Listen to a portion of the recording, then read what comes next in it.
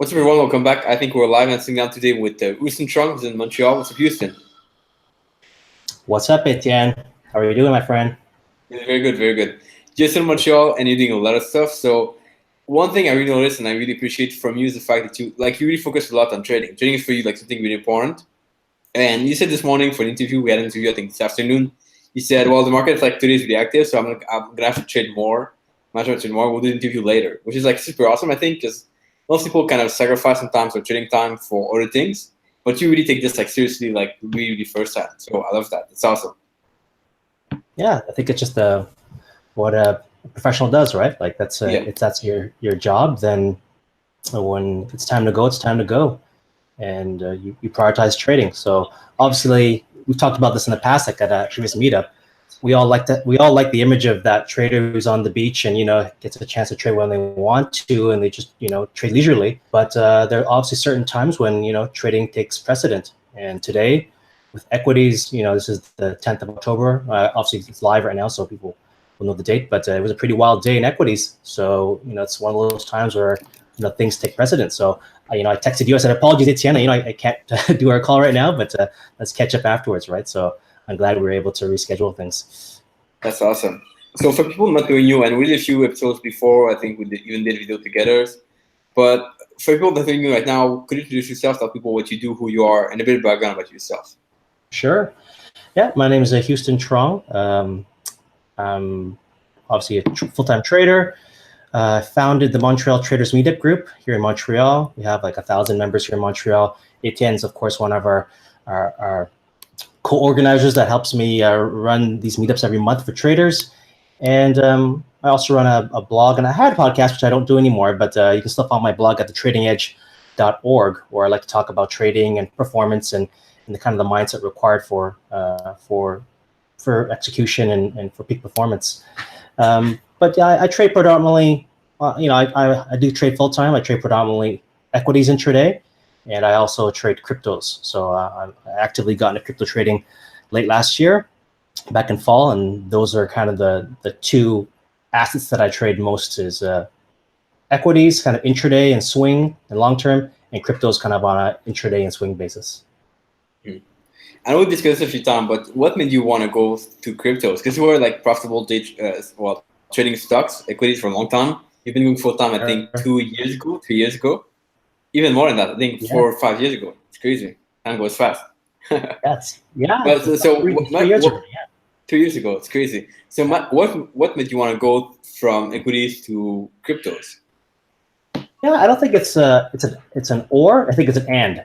So I bought my first Bitcoin back in 2015. So back in March of 2015, I bought my first chunk of Bitcoin. So I got long from 248, which is a pretty good price. Right now it's trading at, 6,500. So, I'm obviously, I got a good price on that. And I've been fortunate enough that I haven't had to add to that account since I'm up quite a bit on that initial investment.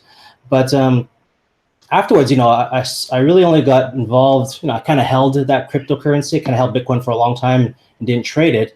And it wasn't until that kind of melt up in fall 2017 that things got interesting to me again. And I saw, obviously everyone saw it, the huge run up in the cryptocurrency markets. And that's when I started to get, active with crypto trading. Before that, I had kind of more passive with the cryptos. I was buying with the trend, but I wasn't actively trading it. And so for me as a trader, we're always looking for assets that we can trade, right? And the cryptocurrency just happened to be a sweet spot for me because I had been looking for things I could trade in the overnight session. I've dabbled in futures, dabbled in Forex, but the cryptos just kind of came along at the right time. I was able to find, something that was moving well at the times that I wanted to trade. And that's kind of how I got more serious about cryptos. Love that. Awesome. And so I guess, was progression easy? I just want to remind people first, like people watching on Slack, comment in the chat. Let us know that you're watching this. We would appreciate. And so yeah, was the transition from cryptos or from equities to cryptos easy? Like, did you just trade the same thing on cryptos, or was it different? Like, you had to adapt to it. I think it was different. I think I've evolved over time because certainly when cryptos were going up last year, it was pretty wild west out there. and it was hard not to make money. So it was pretty, you're definitely trading against a lot of other kind of FOMO-based traders, and so you kind of had to get used to that kind of FOMO-based trading, which I would kind of liken to trading penny stocks. So if anyone who's actively traded, low float stocks or penny stocks, they'll recognize the kind of insane moves that you could have in these very volatile names. So, usually when I trade equities, I trade kind of the bigger names, right? Like the Apples of the world and the Amazons and Netflix and kind of the bigger FANG names and tech names. So I definitely had to get used to the volatility of cryptos. But then afterwards, especially as I got more comfortable with things, I basically had to develop and adapt my equities kind of strategies to fit the crypto space. So certainly you just can't take something that's kind of off the shelf for equities and, kind of jig it to fit. You need to recognize that there are certainly some things that are unique to the crypto space that is not like anything else. Like for instance, the fact that the markets trade 24/7, right? That's a very, very unusual, kind of feature of cryptos that people don't go to sleep, right? Like literally you could trade every single moment of the day if you wanted to. And some people do that. Unfortunately, they get old really fast, but you could do that. So you kind of have to certainly adapt your system to allow for the fact that there's going to be nothing like a gap. Like in equities, equity traders get used to trading gaps, right? Like, so if you're a guy who likes trading gaps and gap ups and gaps downs and that kind of stuff, they don't exist in cryptos for the most part. Yes, unless there's some sort of lack of volume event where there's not enough volume and all of a sudden you have a big spread in the price, then that can cause a gap. But for the most part, there aren't any sort of gaps intraday. So that's obviously there's a lot of little things like that you kind of have to get used to and adapt your trading around. Mm-hmm. And I think it's just like really important for people just jumping in from anywhere to anywhere, any market they start with, go to. I think they have to kind of try to adapt, and I think it's not easy because you don't know where to find information, where to know what to expect, or maybe you have to try it out yourself. So, what is your thought process when you want to try something new? Do you kind of research? Do you read books? Or you just kind of try yourself, see how it works, or what's the process in that? Well, I think it's kind of what you said there brings up a kind of funny thought for me is that, when you and I do the meetups each month, I often get a question from kind of an amusing question from new traders. They ask me, what's the easiest market to trade? You must get that question, right? They ask, what's the easiest market to trade? And, I wish it's such an easy answer. Like, oh, just trade this market. It's so super easy, right? But the fact is, as we know, that if there was an easy market, then all the money would go there and then it wouldn't be easy anymore, right? So the reality is that, the markets, they're dynamic and sometimes they're easier to trade than others. And that's kind of, what made me think about cryptos was that last year, all kidding aside, I was actually recommending to some of the new traders that were talking to me to actually trade cryptos. I was telling them, okay, you don't have any baggage yet, right? You don't know anything about trading. I would actually suggest that you learn how to trade cryptos first before you get into Forex, before you get into equities or, futures or options or any of that kind of stuff, because the trend was so obvious, right? So what was the trend last year for cryptos, for most cryptos? It was up. So when you know that, then it's just a matter of developing your timing. So, that's a very easy market to trade when you can clearly ascertain the trend. And last year was up. This year, the trend is, for the most part, has been down. And so it makes your life a lot easier when the trends are really clear, and it just becomes a matter of timing your shorts, for this year as an example. So, as a new trader, I think if you're approaching a new market, you definitely want to have that understanding of trend, right? Because it'll take a lot of the guesswork out of your trading. That's one of the most important elements in anyone's trading arsenal or kind of, trading methodology is you really need to have a good understanding of trend. And that's kind of the first lens I would use when I look at a new market is this thing, trending or not? Then you can apply your different strategies to it, right? So if I see a market and it's like, choppy like this, I'm just not going to get involved because that's not the kind of markets I like trading. I prefer to trade markets that have a bit of range where I can capture, the bulk of a move without constantly, worrying about things snapping back all the time if they're, kind of in sideways markets. So for me, that's the first thing I look at is, all right, here's an opportunity to make money. And there will be if there's a trend, right? If there's no trend going on there, then yeah, then there's probably going to be easier markets to trade. So you get to kind of see this for yourself. You couldn't like get this from a book. Yeah, exactly. Like, that's something you kind of have to develop over time. Like, you kind of have to build your own methodology. And unfortunately, with cryptos, we're kind of talking about cryptos today, is that it's kind of hard to find a good teacher or mentor who trades cryptos, because all the kind of quote unquote crypto gurus, they're all like 16, they're like 14, right? And they've only traded cryptos for like 2 years, and they're already gurus. And fair enough, they probably made a good chunk of money, but recognize that they've only traded maybe one type of market, so their perspective is like really short. So they haven't seen the wild swings that can happen, up or down, and sometimes just sideways. Like, for instance, now with the crypto space, people are proclaiming that it's dead, right? So the ranges have been really tight over the past couple of months, because you've had 2 inside months now. If you look at Bitcoin, we have 2 inside months in a row. And so we have we're trading in a range of like a 20% range. And so for some people, that 2 month is like a lifetime. It's like, my God, nothing's happening. Cryptos must be dead now because there's nothing going on for the past 2 months. But if you actually take a look back and you do a bit of history, you go back to like November 2015. If you look at that on your charts, you'll see that in December, January, February, March, April, and even May, we had 6 months that traded inside of November. So it's certainly possible for Bitcoin, just as an example, to trade inside a range for more than 5 months at a time. This hasn't happened in a long time, right? So any guru who has been trading, who's only been trading for 2 years, didn't see that back in 2015. Right? So they have no idea that, hey, yeah, things could get really slow, and you can get really chopped up if you don't adjust your trading methodology. So unfortunately, yeah, it's like if you're trading cryptos and you're looking for people who be good teachers, you definitely want to try to find folks who have that fundamental knowledge that's kind of routed or based in other instruments as well.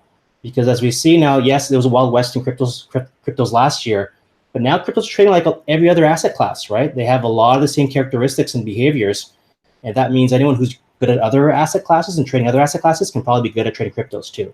So any, Forex guys out there, if you're hesitant about trading cryptos, you're like, yeah, I don't know anything about it. Guess what? The fundamental skills that you have with Forex can easily be translated over to cryptos with some small adjustments, right? So that's the key. And I think this is a very good lesson on the fact that if you're like a brand new trader yourself and going to cryptos, you wouldn't probably succeed. It's all about combining not only the market, but it's about combining, let's say, the experience you have, the skills you develop, the tactics you have, the mindset you have, plus the market, which makes it powerful. Yeah, absolutely, man. So I kind of want to talk about this a little bit. What do you think are the essential parts to develop as traders? The essential part, yeah. I think there's 3 essentials. I've talked about it before. This is why I talked to a lot of new traders about, is you kind of need to have 3 things that you kind of have a decent amount of mastery around, and that you're continuously cultivating. Number 1, you talked about it already, the right trading mindset. I think that's kind of cliche, the word trading mindset. I like to kind of use the word self-regulation more. So, being able to have emotional and psychological management of your faculties when they're, and having the right kind of tools in place so that you can recover and be resilient when you have losses. That's something you have to be constantly cultivating and working on. The second one is having a system or methodology that has an edge. And as we know, edges, they kind of, they come and go. So that's obviously a continuous process that you have to constantly be tweaking and learning as it pertains to the markets. And the last one is, good risk management and a good risk methodology, right? And you kind of need to have all 3 of those things to be a successful trader or consistent successful trader. But I think in cryptos, you see a lot of guys who made a lot of money fast because of the conditions we talked about before, but they didn't have one of those 3 things or all 3 of those 3 things. And now they're having a hard time keeping their money, right? So let's say they have really good mindset. So they're able to, take some really big trades and make big money. They have a good system up to a point, right? They can make money off that system. If they have poor risk management or bad risk methodology, then their losers are going to be way too big. And then over time, they're going to give back a lot of that money, which we've seen happen, right? We see a lot of those guys who were up a lot of money in 2017. They gave so much of it back, right? And that's really unfortunate because, some people had some some gains that were kind of life changing, but unfortunately, they gave all of that money back. And you can do the same exercise with any of those other 3 parts of that pillar, right? You could have good risk management, good system, but if you have poor mindset, then you just can't execute, right? You just won't be able to execute. So you're gonna have a good edge. You have good rules around not losing money, but if you can't execute because you're scared or whatever it is, you just can't trade. And then the last one again, do the exercise again, right? If you don't have a winning system, you can't make money. It doesn't matter how good you are at not losing money and how good you are, with your mindset. If you just can't make money, you can't make money. So it's going to be a losing game over time. But yeah, those 3 things, you just got to be working on them all the time. Yeah. And I like to kind of think of sometimes scenarios. So I try to see myself as, let's say I was a trader in cryptos back in, was it like 2017? Yeah. When there was like this big boom, and then you get to a point where you kind of lose a lot. And then you're at the point where you decide, like, do I trade more or do I kind of forget trading and just move away? Yeah. So what would you do if you were like in that situation right now? What would you work on to become a better trader? Yeah. So if that's the case, you kind of need to have an understanding, like you need to have a process in place to track whether it's you, the trader, that's having issues, or it's your system that's the root of the problem, or both, right? It's possible too. But sometimes people think it's a psychological issue, where in fact their system's clearly not working, and it doesn't matter how good your mindset is or how good your psychology is and your self-management is. You're just going to lose money over time because your system's not producing the right results, and vice versa. Sometimes your system's doing well, but you just can't execute properly. So that would be the first thing I try to diagnose is which one of those things is it, right? Like for instance, for me, I was up a really good amount of money earlier this year, like up until about 2 months ago on the cryptos. I was up like 100, something, silly, up 190% for the year. And I gave back a lot. For me, I gave back a lot. I'm only up like maybe 160% now for the year, which is very disappointing because I gave back a lot in this chop, in these 2 inside months. I gave back, 30% of my gains, and that was unnecessary. So for me, I had to do that exercise. I had to go back and say, all right, what's going on here? Is it me? Is it the system? Is it a combination of both? And it was a combination of both. Well, actually, I would actually change that. It was, I'll weight that differently. It was more me and it was less my system, but it was actually both, right? So sometimes you get in your head and you want things to be a certain way. I wanted the cryptos to still trade it with big volatility, but I was ignoring that my system was telling me, based upon the analysis, that we were inside. We had these inside month conditions, and those require different sort of rules and the management of trades. And I was still kind of gunning for home runs, right? And so that clearly is kind of I wasn't adjusting to the market conditions properly, and still trying to use my system in a way that wasn't tuned for what the market was actually providing. So sometimes you do a good job, you catch that quickly, and sometimes you kind of have to lose money. It's like, oh man, what am I doing? But the goal obviously as a trader is to try to catch that as soon as possible, right? To not give back too much to the point you're like, man, you hurt your financial capital, or even worse yet, you hurt your psychological capital, and you begin to doubt yourself or your trading system, right? Because you don't want to get to that place where you're like, okay, I'm doubting myself or doubting my system, because then you can't really move forward from there. So for me, it was what I did was I backed up a bit, I reduced my size, took a step back, reduced my size, and then reevaluated things, and that allowed me to see the markets more clearly. I remember was it last week, 2 weeks ago, I was in a bunch of trades, a bunch of open trades, and by being small and being kind of light, it gave me the ability to just be very agile. So before that, I was trading quite big and kind of heavier, and I was more married to the positions. But because I was trading light, as soon as I didn't like what the crypto markets were showing, at that time I was long a bunch of names, about 10 names, 10 coins, including Bitcoin. Because as soon as I didn't like what I was seeing, I had a lot of flexibility. I literally just pressed like market close on all my positions. Just bam, bam, bam, bam, bam, bam. I just got out and then once again reset myself, right? And having that flexibility is key, because then you don't get married to the position and say, okay, I'm just going to give this guy a little more space, that's more space. Sometimes you're just better off on the sidelines to reevaluate things. So kind of a long answer. I love that. So I think one of the traps we can have as traders is to kind of not see when the market changed. So like we could trade day to day a long time, and then we don't realize that the market changed. Like it's an inside month or whatever. Yeah. So do you have a process to kind of review this, where the market is? How does it work? Like every week, every month? How do you make sure that not to miss these points? Yeah. I do have a pretty systematic process, which I developed for trading cryptos. So I kind of developed and adapted a system that I was using for trading equities, and I basically adapted it just for cryptos. And so nowadays I have it's kind of algorithmic. I have a scanner, and I use a program called AmiBroker that allows me to pull in crypto data, and I run these scans on it every hour. It allows me to see all the instruments that I'm tracking or all the coins I'm tracking and all the conditions that they're currently in. So I've quantified the strategy now. It's pretty much all quantified. So now I can see at a glance, I can see at a quick glance, what days, for the past 3 days, we had any inside conditions and the outside conditions, for the past week, for the past month. So I'm constantly tracking now all these different conditions across those 3 major timeframes: daily, weekly, monthly. And actually an interesting time frame I like to use now is the 2-day time frame.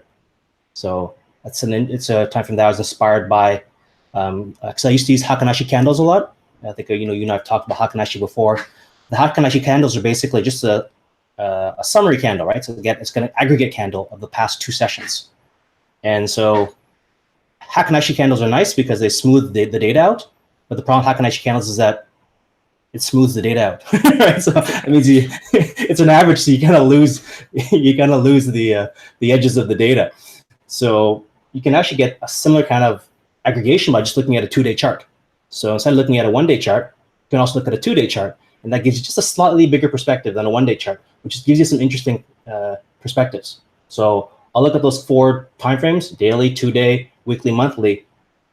Every day, throughout the day, I'm constantly reviewing that. Because I trade for a living, so I can review this quite regularly. But if you don't trade full time, then what I teach some of the guys that I mentor is that just create a spreadsheet or anything you can do to constantly be tracking these different timeframes and seeing what conditions they're in. Because I don't know if we'll talk about later, but as pertains to methodology, I really believe in the power of time frame alignment, and that kind of plays a really big role in my trading. So now all the mistakes that I've made, in the past year or so with this methodology has been when I ignore those signals, right? When I ignore those conditions and I've traded in environments where the time frame alignment wasn't there, it's kind of mixed and jagged. That's when I've gotten that's when I haven't gotten the results that I wanted. But when things fit and they're all aligned, then I have very high conviction around my trades, and it's the money comes easily. Yeah, and so we have Ajay was asking like that scanner. Did you develop it yourself, or is it something you use that people can find, or what exactly? No, I built it myself. So okay. AmiBroker is a charting tool, charting and scanning platform. So it plugs into all the major brokers and a bunch of different data feeds. So that's what I use. I use AmiBroker for my equities trading as well as my crypto trading. So with AmiBroker, they have a built-in scanning tool. The good thing with AmiBroker, you do have to be a little bit more technical to use AmiBroker. So I have a bit of technical background. So I have a bunch of custom logic that I've written over the years, and I spent a lot of time this year quantifying my system so that I could run these scans on a regular basis. So but you can do it. If you can't do it with before I was doing an AmiBroker, I was doing it by hand, right? I was literally doing it by hand in a spreadsheet, and that would take more time. I by hand and would look at them, maybe 6 or 7 pairs. It would take me like 30 minutes to do, right? As I got better at it, it would take me like 15, maybe 10 minutes to do. I'd do it, 2 or 3 times a day. Now, because it's all, automated, I can click on the scan button, it just runs every hour. Because I only look at it. I predominantly swing trade cryptos unless there's a lot of volume, then I'll trade intraday. But I can look at this scanner anytime I want, and I see the conditions. But at the end of the day, I'm really looking for certain conditions to be trading cryptos, not just jumping in recklessly and taking advantage of time frame alignment. Because I think a lot of traders who trade cryptos, because it's such a new space, I don't think they developed that sense yet for the importance of timing, of time frame alignment. I think a lot of crypto guys, they just don't look at the major time frames. Meaning, A lot of guys are like, I read a lot of blogs on crypto trading, and they'll do like analysis chart, right? And it's like, that's okay, like that's good, but it's insufficient, right? Like you're missing the other major time frames, like weekly and monthly at the very least. Every quarter, look at the quarterly chart, right? I know that some of these cryptos, it's easy to be lazy because some of these cryptos have been around less than a year, so you only have like 4 bars on a on a quarterly chart, right? So you're like, oh, let's go to 4 bars. But Bitcoin obviously has more because it's been around for close to 10 years now, and you can actually find some interesting things if you look at some of these longer time frame charts. So I definitely advocate, especially Forex guys. You know this. It's if you're trading major pairs, you want to look at all the major time frames regularly. I use that a lot, but at the same time, it's kind of easy to fall for the perfect trade, like a perfect alignment, or like all time frame align. So how do you draw that balance between kind of enough alignment and too much alignment? Yeah, because I trade for cryptos, I look at 15 pairs, and it's actually a lot of trades can be generated with my system. So for me, it's actually I would actually rather wait for the perfect signal than get in there and take kind of haphazard signals. So because I have so many pairs and because my system can actually create a lot of trading signals, the time frame alignment actually helps me filter back some of those signals that would not be that will actually probably be lower probability trades. So yeah, as an example, like here's an example of time frame alignment, right? Look at and I'll give an example with equities because it just happened today. So today equity sold off significantly, right? We had the Dow down more than 800 points. The S&P was down more than 3.5%. VIX jumped, over 15%. I think it was close to like 17, 18% at one point. It all started at the beginning of October, right? And maybe this is already the 10th of October, but if you actually look at the charts, the first week of October started off red. So the first, this is why time frame alignment pays, right? So you look at the week. The week started off red. That means the month was red. So just those two things. The red, you have a red week. You have a red month. Coming to this week, you have those things already, right? So if you're going into this week, if you're thinking long, you're going against the trend already, right? You're going against the trend because the month is going to be red.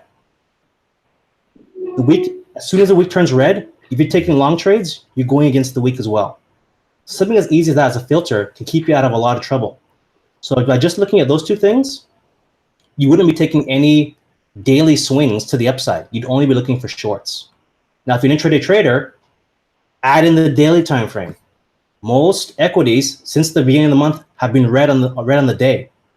So if you're trading equities intraday, the money was made to the downside this month, all month, right? Like yes, you could have some small pops here and there buying, but the easy money, because we had full time frame alignment, was all to the downside. All my big winners have been shorts. And so it is with cryptos, right? If you look at most cryptos, this month's a bit of a different month because it's kind of, we have 2 inside months. If you look back at the beginning of the year, look what happened. We had a brand new year in cryptos in January. That quickly turned red. The month turned red. That means the year was red, right? The quarter was red. The month was red. The weeks were red.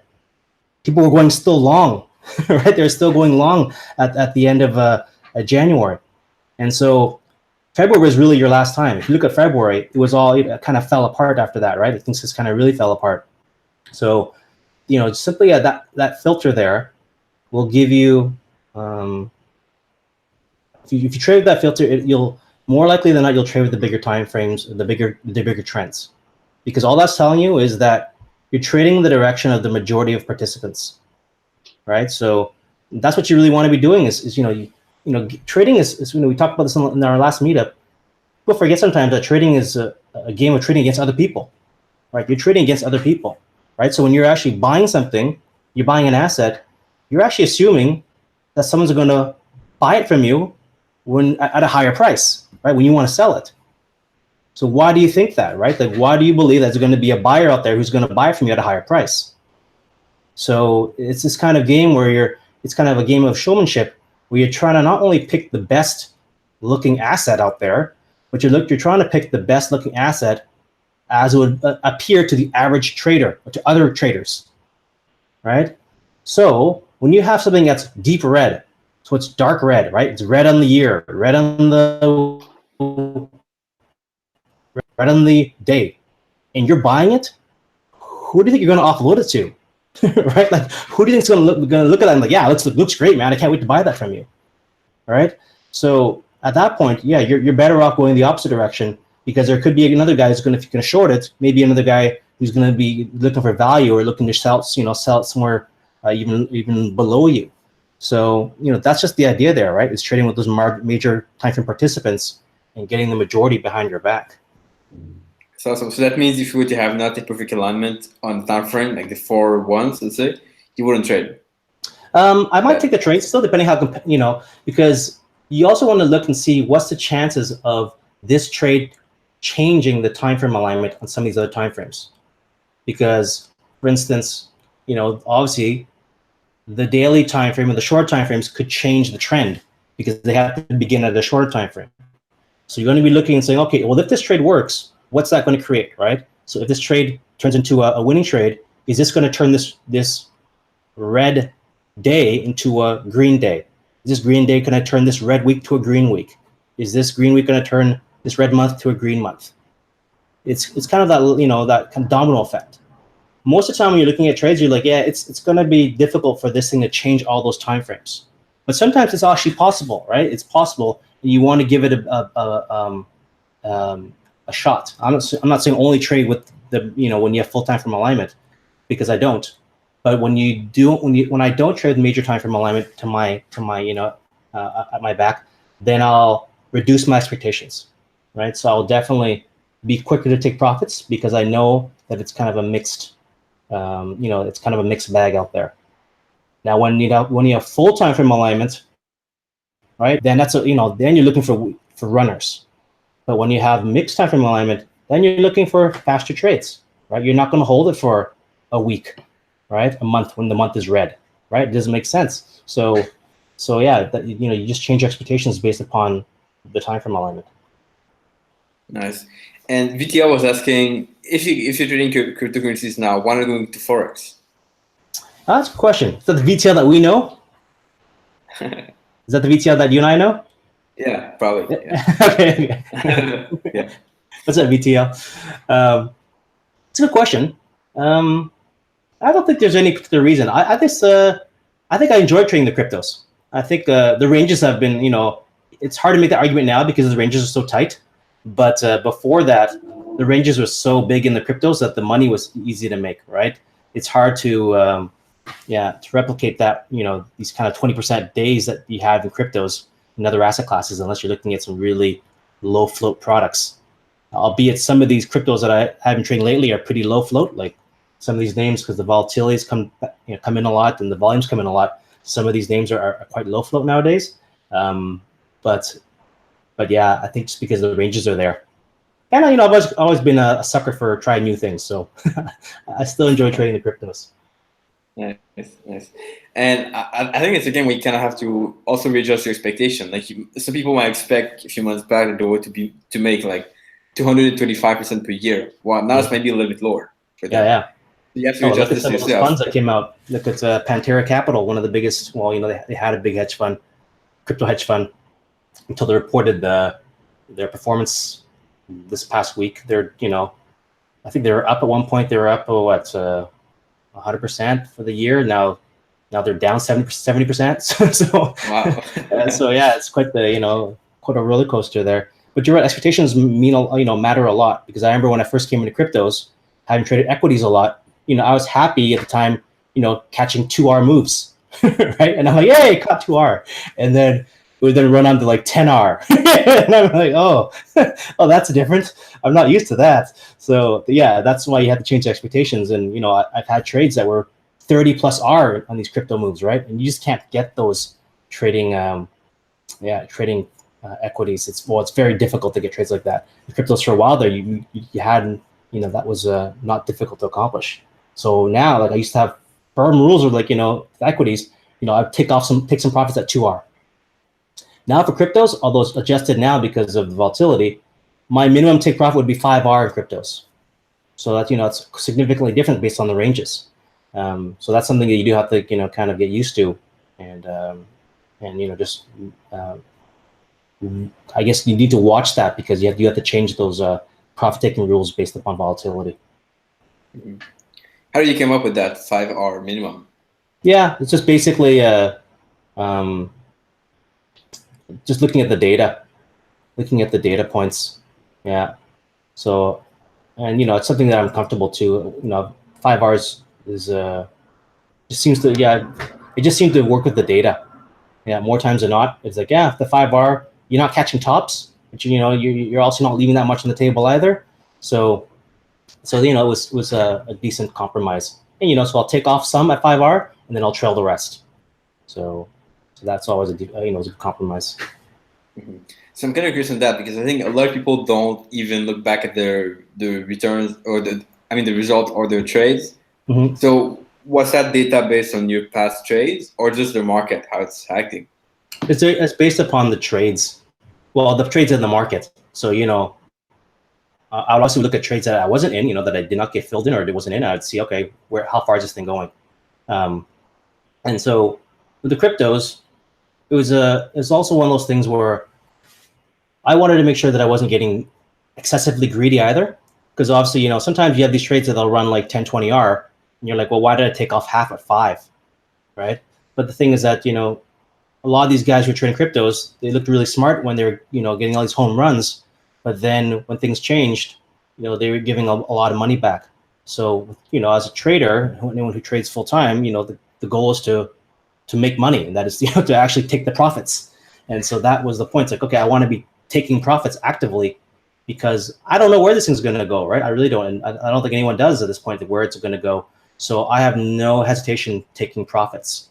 So that's I may not get the biggest returns. Like clearly, I could have had even some bigger returns, but I think it'd be hard pressed to see. My drawdowns are very small comparatively, right? So that's because I'm a profit taker. I take profits, and there was was teased out by the data.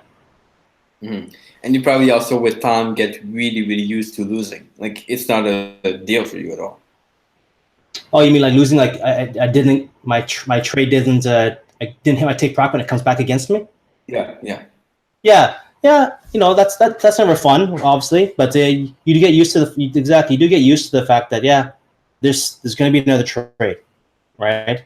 There's going to be another trade, and I do give myself the depends on how many instruments I'm trading, like how many open positions I have. But obviously, if I'm only managing 1 or 2 trades, then I can be a little more hands-on with things and try to take profits before that 5-hour trade if I think that time frame alignment is changing, as an example. But if I'm trading a bunch of positions, like I have like 10 open or more, then I'm just going to let the profit taking rules and the loss rules handle the trade management, because then I can't possibly manage all those trades that are open. So it's a balance, right? That's why we're discretionary traders. If we're purely systematic, then a robot would just do everything. But because we're the reality is that I'm a discretionary trader, and I think most people who trade cryptos are primarily discretionary. You're gonna inject human elements of your trading into your trading. Sometimes you're like, I just don't like the look of that.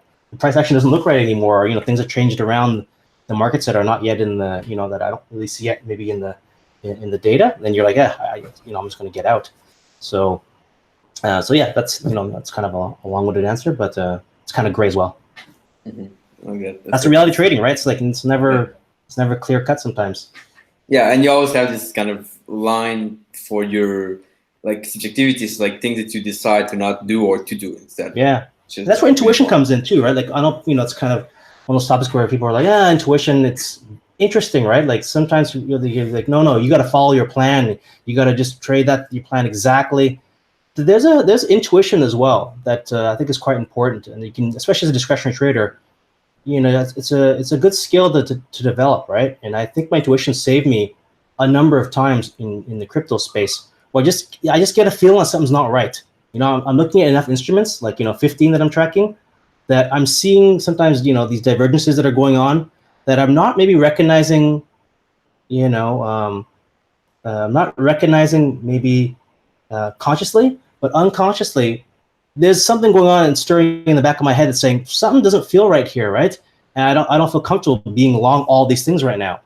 And nothing like trade plan is gonna say, yeah, there's nothing in trade plan that says get out of that. But sometimes you have to honor that feeling, and and trust those things, because that when you do the 10,000 hour thing, or however many hours you have your trading screen, there's going to be a lot of things that you're going to know subconsciously, and they just won't be able to verbalize consciously.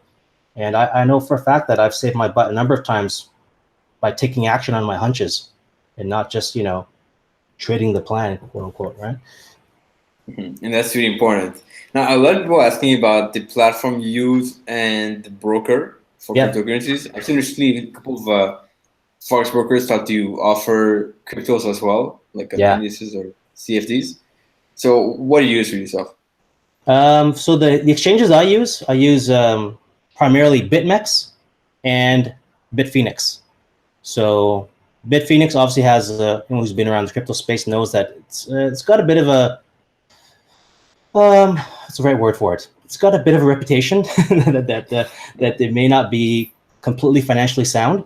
So I think Bitfinex is doing some good things around that. Just recently, they announced that they have a new banking relationship with HSBC, and they have some better banking arrangements now around that, and the way they're going to handle deposits and that kind of stuff. So that's a bit of a breath of fresh air there, because it's a bit of a cloud hanging over that exchange.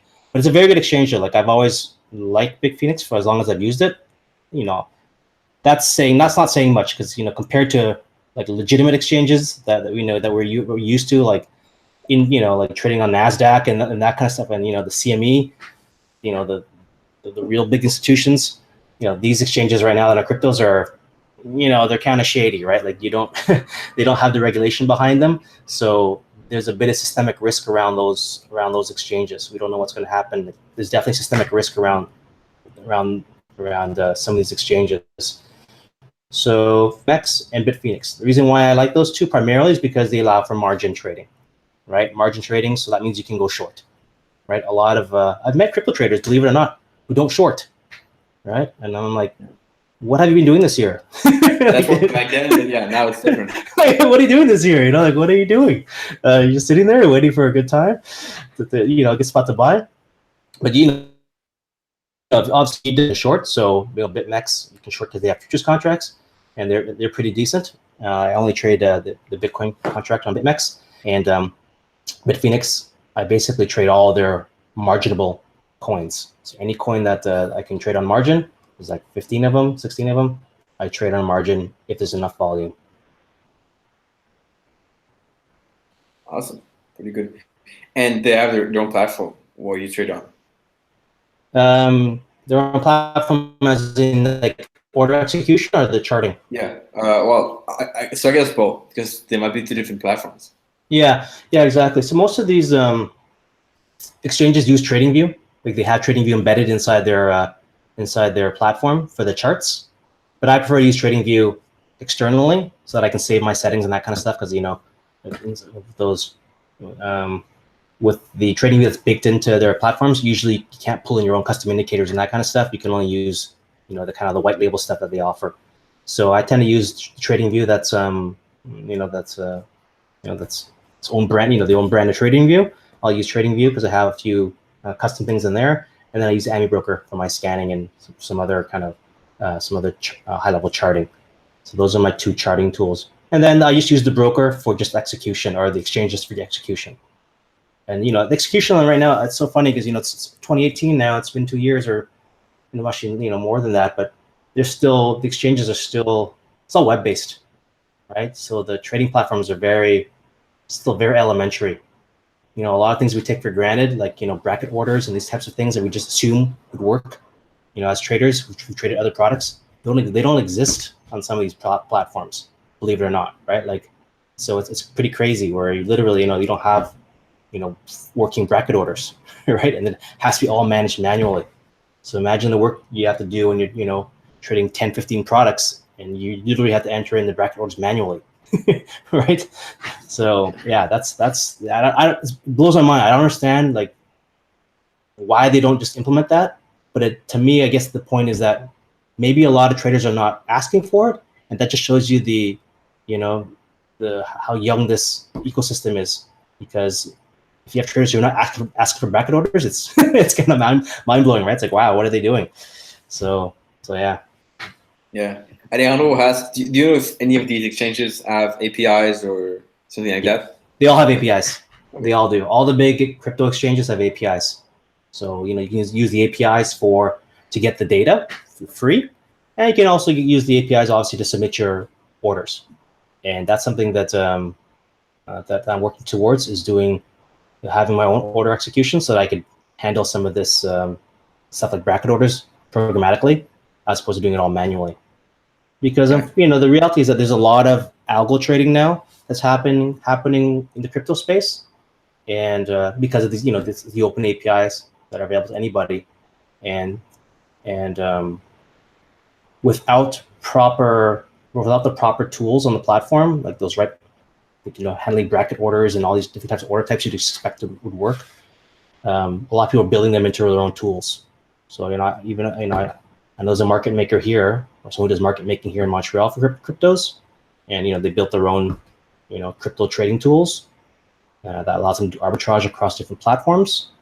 And the only way you can do that is using your own tools. You can't do it using the tools that the exchanges give you, which is why they have the API. Yeah, that's awesome.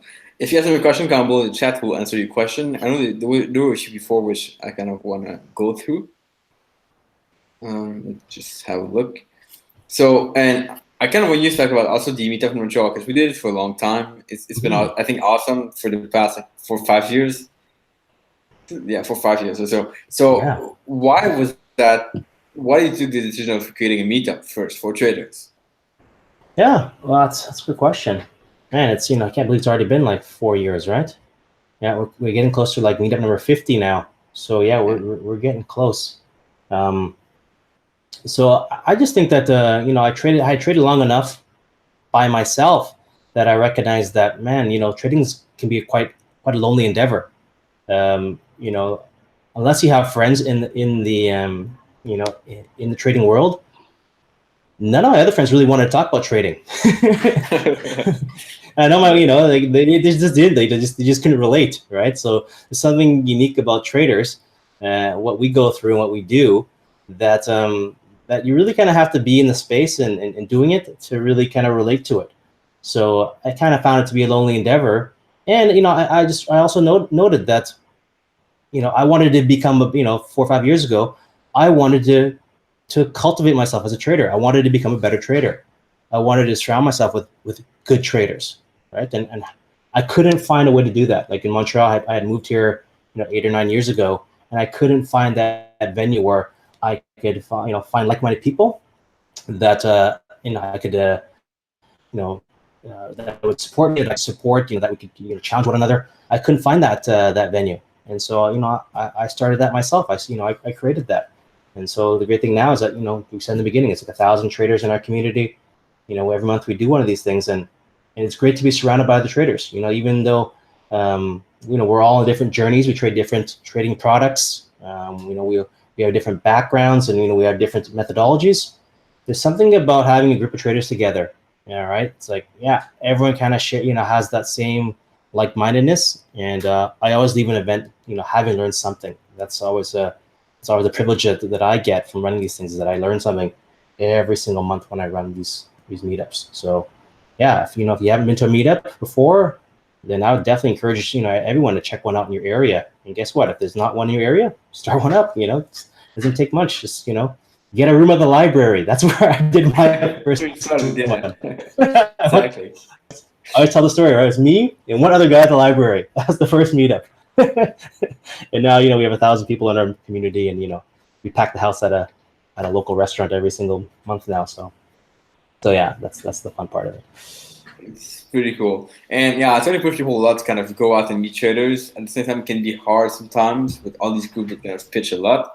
Mm-hmm. And sometimes people don't see the value. Like there's a lot of books online, there's videos, there's blog, there's podcasts. Yeah. So do you think that can help as much a new trader as really a good trader like yourself? I think so. I think that the meetups in general, anytime you go to anytime you can have a venue where you can meet other traders, right? Whether it's a meetup or like a trade show, money show, that kind of stuff, is that you're going to get a lot, like especially if you're a new trader, right? You're going to get a lot just being around other traders, because you may not in the beginning. You're all you're there to learn things, and that's important. But as much as it's important to learn facts and information, it's also just valuable just to see how other traders conduct themselves, right? So if, you'll get a lot out of that, right? Saying, okay, well, if you really do want to become a full-time trader, what's it like to hang out with other full-time traders? What do they talk about? Like, what's the vibe like, right? Do you see yourself, being like that, right? If that's your goal, like, yeah, I'd love to be a full-time trader, and you hang out with other full-time traders and you hate what they talk about, then it's probably not the right lifestyle for you, right? It can be a real eye-opener, right? It's like these guys just talk about the same stuff all the time, charts and and markets, and that may be boring to you, right? And that could be like, hey, this is probably not for me. That's that's perfectly fine. But sometimes you get there and like, wow, the onion gets deeper, right? Like, yeah, you talk about one thing and you realize, as all things in trading, it's like trading kind of bleeds into life, right? And your life bleeds into trading, and there's so many kind of parallels, and that's why it's so fun to hang out with traders, because everything we talk about, no matter sports or whatever, always gets back to trading again, right? Because it's always a sort of trading angle related to things. So yeah, it's always so yeah, I go back to it again. I encourage people to get out there and hang out with the traders. It's awesome, and I've definitely seen the power of that for myself. Quite a lot though in the past like 4 years. The social aspect is so powerful, right? The social aspect, as much as we always try to bring people into our meetups with education and teach people things. I think a lot of people keep coming back, not just because of the education, but because of the social aspect, right? It's fun to hang out and to just be around like-minded people. So if you consider yourself a trader, then find other people that can motivate you to get better, and find some other people that you can also pull up alongside of you, right? As you're going through up on your up your kind of virtuous spiral on your journey to becoming a great trader. So pull those other people up with you. And the connection, the idea is you never know like what you can learn, what you can get out. And I've got some small ideas sometimes that kind of I try to apply, and they work, they get me better, they help me kind of move forward, and that's really powerful. That's awesome. Mm-hmm. Yeah, I really believe you can learn something from anybody, right? So I make that a point every single time I go to a meetup. Doesn't matter what kind of meetup. I go to meetups that are not always related to trading as well, but I just make it a point to try to learn something new every single time. But even trading, it's done our meetups for nearly 4 years now. And we've covered some topics more than once, right? Like we've had a number of trading psychology type of meetups, but I still learn something new every single time based on what other people are sharing, right? I'm like, oh, that's interesting, and I just try to make it a point to learn something. Love that. So I think your YouTube channel below, but how can people find you? Connect with you or reach out after this video? Yeah, just go to my blog, thetradingedge.org. And that's probably the easiest place to find me. And then you can find me on, and from there you can just find me on Twitter or Instagram. But the big question I have for you, Etienne, before we go is, when are you gonna put on your first crypto trade? This is what I want to know. When are you gonna start trading cryptos? Because I've been like harassing you for a while now. Like, come on, you're a young guy. You should trade cryptos. I don't understand how come you're not trading cryptos. Yeah. So I see the power of it now. I think during the bull phase it was kind of more uncertain. I feel. So, but I'm going to try it out and see how it goes. Yeah. But that I would say, to be honest, that aspect of like the brokers not being super regulated and like really like in place kind of makes me wonder a little bit what to do, like what to go into. Yeah. But that's a funny thing. Yeah, the broker is definitely important, right? The exchange is very important because, like I said before, it's actually a pretty serious topic. Because you don't want to put money in a place that could just go belly up and use all your money, right? You've seen that happen with Forex brokers in the past, right? There's a lot of shady Forex brokers, and you deposit your money there, and they trade against you, and you want to get your money out, they disappear, right? So it's the same thing, unfortunately, in the crypto space right now. There's a lot of crypto exchanges that, who knows if they're going to be around the next 2 to 5 years, right? If there's some sort of market meltdown or some sort of liquidity event, who knows if these exchanges are going to be around? So the best advice is do your homework. Find the exchanges that you feel most comfortable in doing business with, and spread your money across a few of them, right? Don't put all your money in one. And if you make money, take some money out, right? Like, don't be afraid to take some money and take profits out and put it in your bank account, right? Because you just want to be safe with these things. You just don't want to just leave that nest egg there and assume that these guys will be in business. So So that's trading, right? Like you don't want to leave all your eggs in one basket. Yeah, and it's not only about also trading, like getting the biggest trading account ever. Like you don't only want to do that; you want to return money sometimes. So like kind of like, is it part of your plan to kind especially of, with the margin you can get, right? The margin you get, you don't have to leave all your money Yeah. in there. Just leave what you need to trade. Yeah.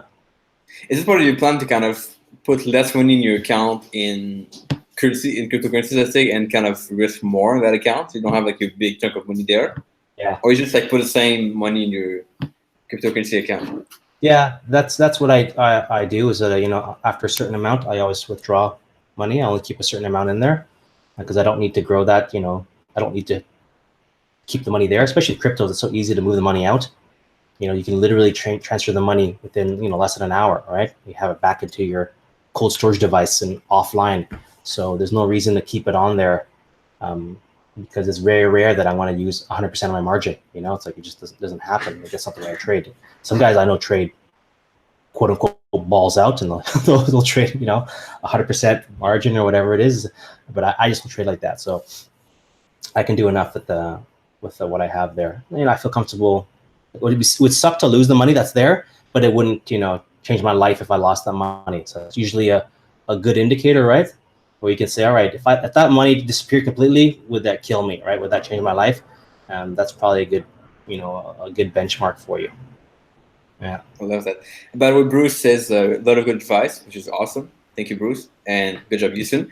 And so then the other thing, like, what would you say to someone like me who's really, really into stats and backtesting and getting the numbers and crunching the stats and seeing the result in the past, where like you don't have much data in cryptos? Does that mean you have to go no time frame absolutely, or that you have to do something different?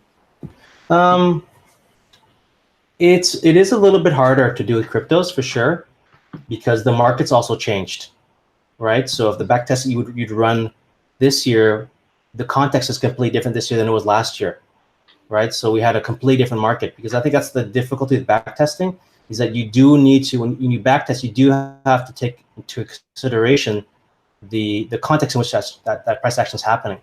And a lot of people don't do that.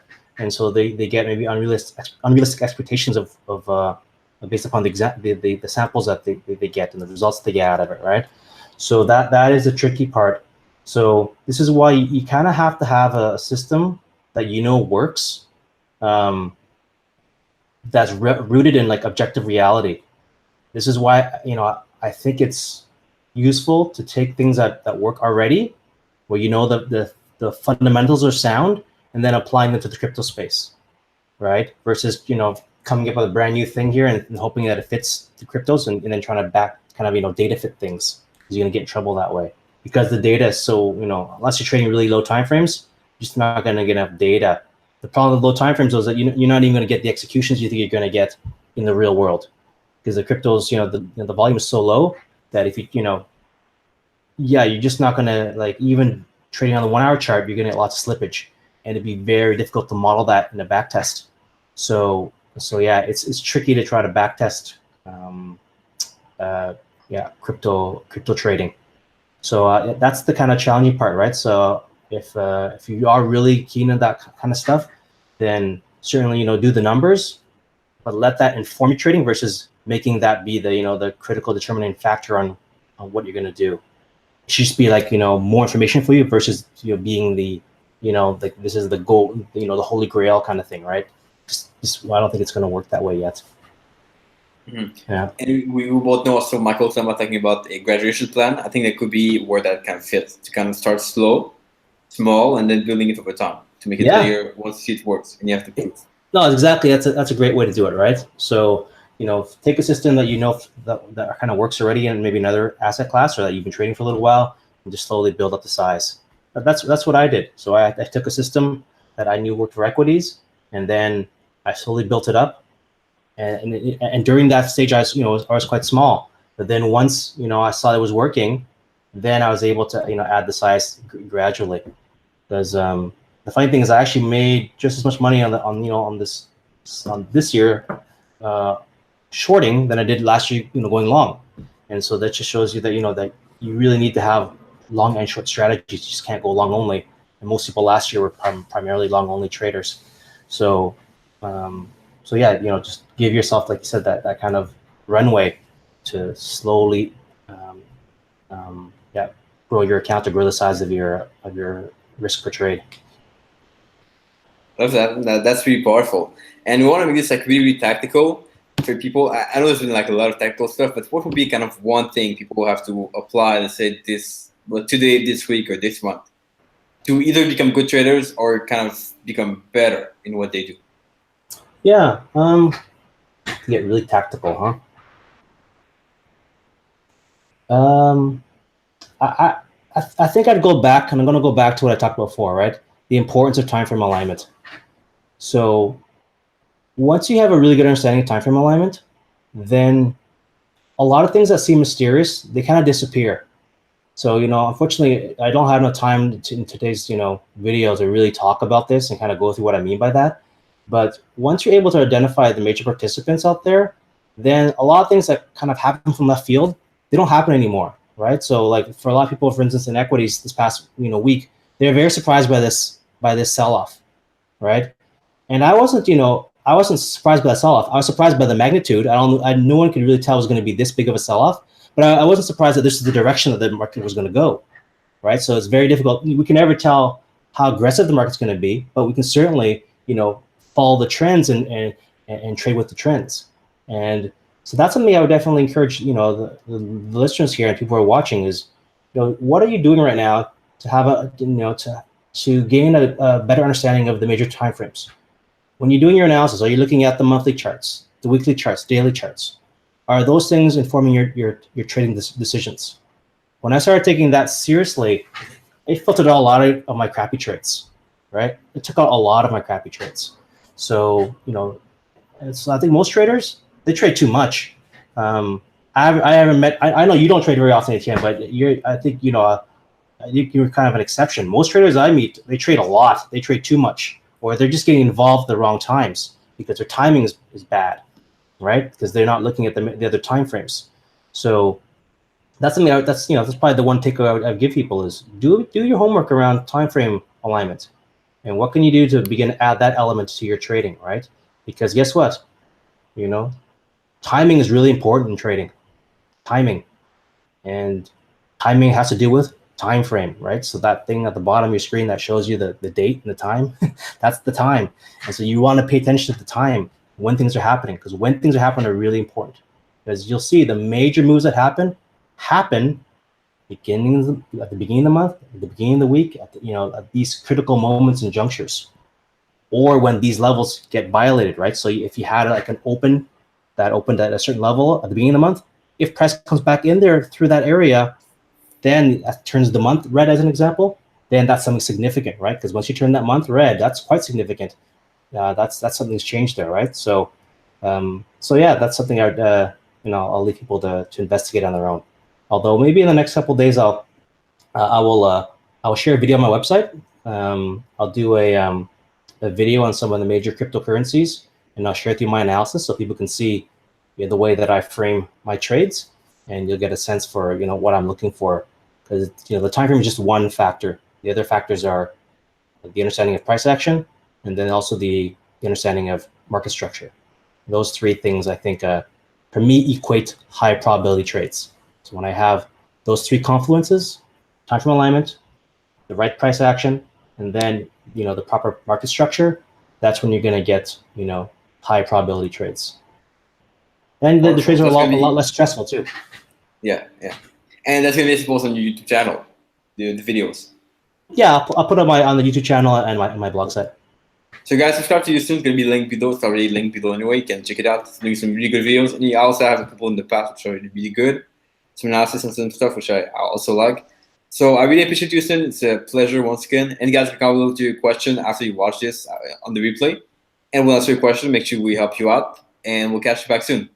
Yeah, let me know when you trade your first crypto. Of course. All right, man.